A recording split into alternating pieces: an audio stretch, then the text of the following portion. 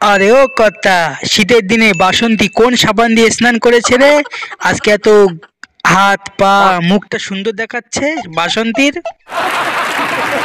বড় কর্তা, গরমের দিন আমি যখন পুকুরে স্নান করতে গিয়েছিলাম তখন আমি দেখেছিলাম বাসন্তী গায়ে সাবান মেখে স্নান করতে।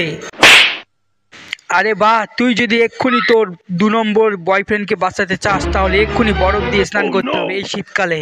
হ্যাঁ, এই বাসন্তী তুমি একদম স্নান করবে না তাহলে। এই শালারকে এক্ষুনি ঠান্ডা জল দিয়ে স্নান করে যেত। শোনা গো আমার। ও হে বাসন্তী, তোর সামনে দুটো অপশন আছে, হয় তুই সবার সামনে নেচে দেখা, তা নাহলে বরফ দিয়ে স্নান করতে হবে তোকে এক্ষুনি। বললেও করবো না, আমি এদিকে ভীষণ তাপ। এই শীতে ঠান্ডায় আমি স্নান করতে পারবো না, দরকার পড়লে আমি তোদের সামনে নেচে দেখাচ্ছি।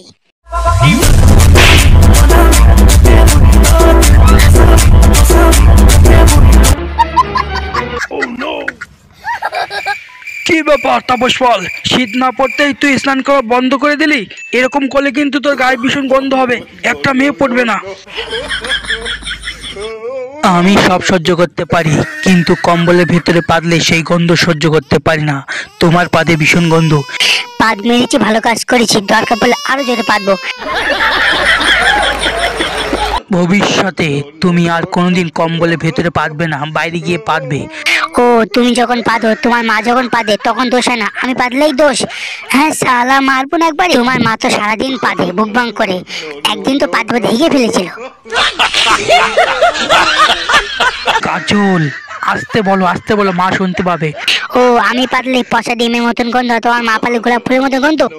মারো মারো, থামলে কেন? মারো। তোমার মা সারা জায়গায় পেদে পেদে বেড়াবে, আর আমি একটু পাতলেই দোষ? আমি একটু পাততেও পারবো না, আমি আজকে বাড়ি ছেড়ে চলে যাবো। আমি আজকে বাড়ি ছেড়ে চলে যাবো, কেন যে আমি বিয়ে করলাম। হ্যালো বন্ধুরা, যদি ভিডিওটা ভালো লাগে তো অবশ্যই লাইক কমেন্ট শেয়ার করে দিও আর সাবস্ক্রাইব করে দিও।